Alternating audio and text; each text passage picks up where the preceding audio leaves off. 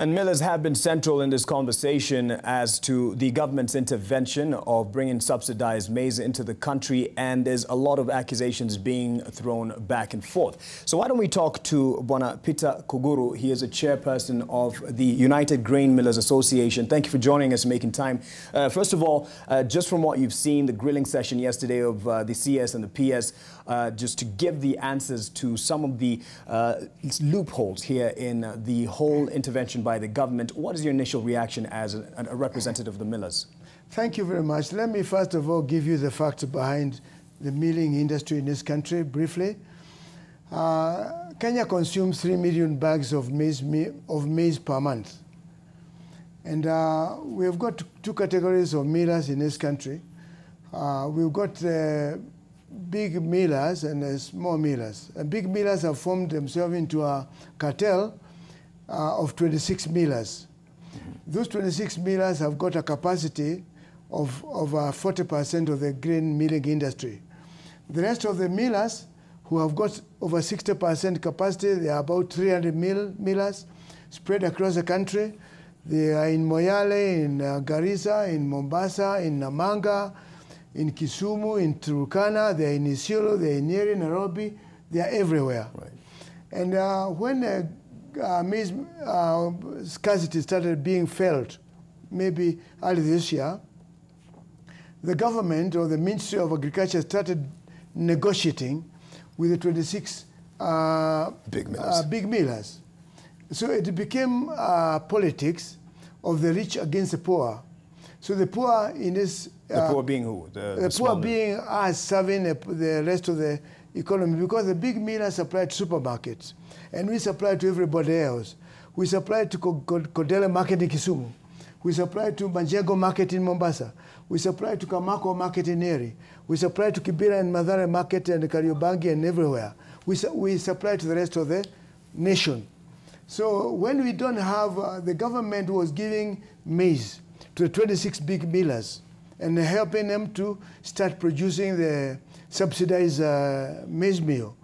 And then we got nothing. Up till now, as we start now, none of the small millers have drawn maize yet, right, from a government. Just as, although yes, we have been promised, before yesterday we were promised 100,000 bags, and yesterday we were added to another 130,000. So we should be able to draw in today and next 1 or 2 days, 230,000 bags. Right. While the big millers are drawing over 1 million bags and they're already in the market before us. You can see why is that this disconnection of equity. Okay, let me take you back to earlier in the week when there's supposedly a meeting between millers and the government in trying to negotiate a good subsidy and a good price for them.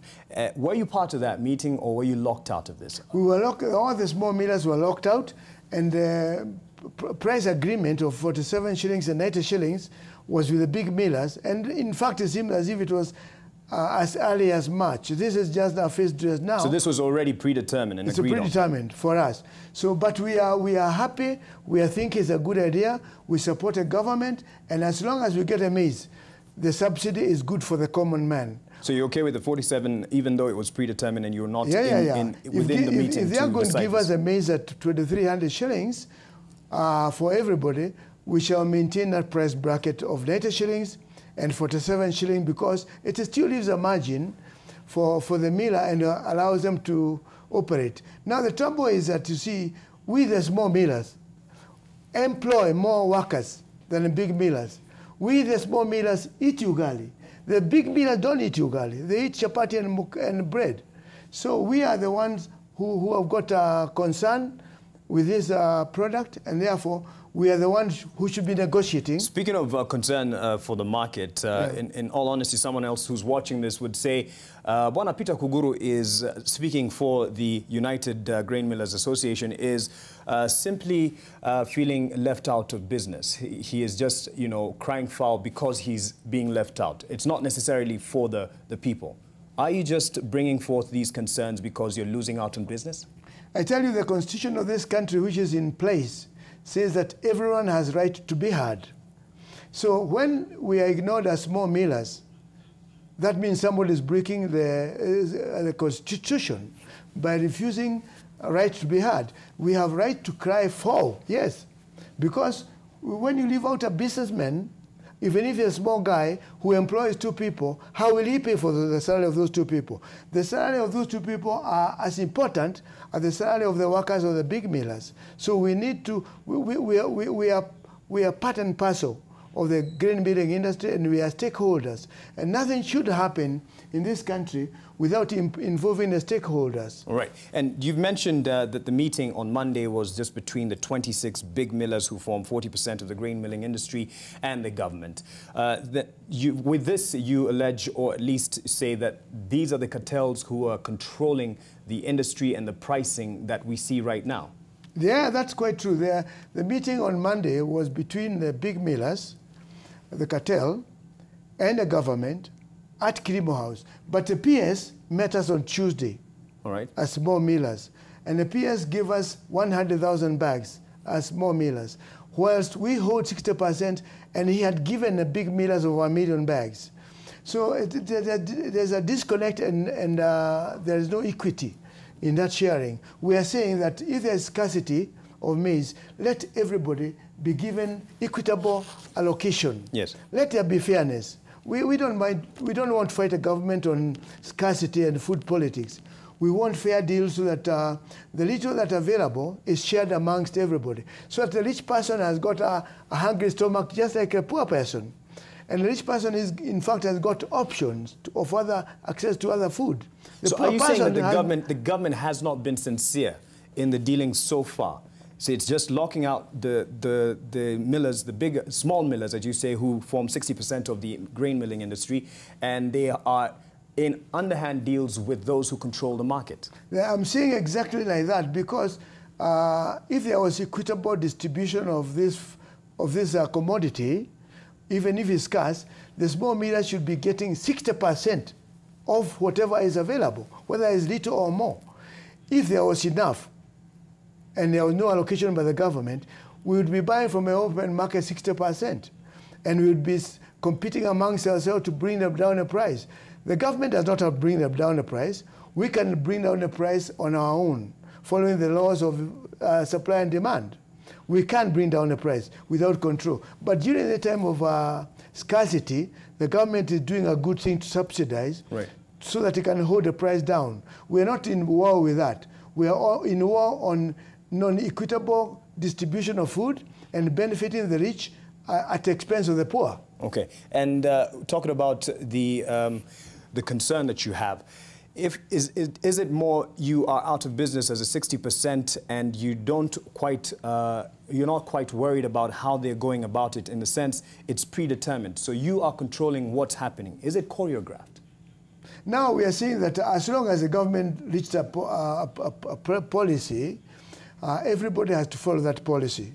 Okay. Even if it was reached by the big millers or whoever, even if the big millers are not involved, if the government sat on their own and reached a policy, we are duty-bound to support the government. But on the issue of non-equitable distribution of food, yes, that is an evil.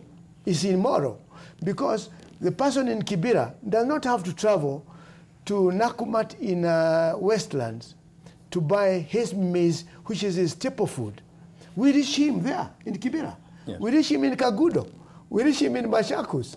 We reach him in Konza and remote areas. Why consider only the supermarket, those big millers who supply the supermarket? We want maize distributed to everyone who is a stakeholder, so that we can distribute maize meal equitably to everyone. And we shall maintain the price bracket of 90 bob that the government has set. We are not greedy people. In fact, we just want to eat from hand to mouth. Well, there is the accusation against the millers, and you say you represent 60% of the milling industry, that in terms of greed and in doing business, there is a form of hoarding and opportunistic dealings where you wait for such occasions when there is no, probably there's shortage, so that you can control the situation within the market. That's exactly what we are saying. The big millers got a whiff of the coming subsidy from March, and they started hoarding, because you see, the maize meal they released last week, And this doesn't happen. Yes. Is dated, manufactured in March. How did they manufacture in March and releasing now? So they knew and they are holding, and now they are causing a shortage, more shortage. They are causing more misery. So I don't want to absorb those concerns from that. Right. They leak the information to the big millers, and we small millers cannot hold because we buy today, we mill, and we sell what we bought today tomorrow. Can you enumerate, or at least let us know who the big millers are, at least for people to understand the market?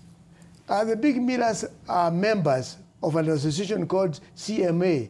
It's called Cereal Millers Association. Yes. And they are made of 26 very wealthy businessmen, rich millers, made of Asians and Arabs. None of them are Africans, except maybe somebody like Kabansora, who was originally owned by people we know, but now is so owned by them. And one or two other mills. Others are owned by big people who do not eat ugali. The little mills are milling from 2 bags, 3 bags, to maybe 1,000 bags. My mill, Ketra Milling Company, we mill 1,000 bags a day. So we are not small ourselves. And yet, we want to stay with the rest of the African millers so that we can help them, we can support them. We don't want to join the big millers. They have got a cartel on their own. But the rest of us need to work together, because when we work together, we can equitably bring maize industry to sanity. Isn't that also, when you counter the cartels, isn't that also forming a cartel in your own way, so you can have the power to go against them? If we didn't form these small associations for the small millers, we would not be able to talk to the government. Right. The government wants an organized body like us. So the fact that we don't set prices, we compete on open market, right. We are not a cartel. We are an official organized association, and we are not after big profits. Those guys who have been hoarding the money are making illegal money from a grain, from a poor people, and that's what we think is not So you're saying, moral. just as we hold on to this particular point, the 40%, the 26 big millers under the Cereals Association are the ones who have been hoarding and controlling the market, and you are not. And they are the one causing all this problem. If it were not them, today you not be hearing the cry, because there's the small quantity available would be shared equally, Okay. and the people would understand. But when a few people are holding this maize, then you feel the pinch, because when they release, you see now when they release at 90 bob, and they release on a supermarket, the poor people will be rushing there. They could kill each other rushing there.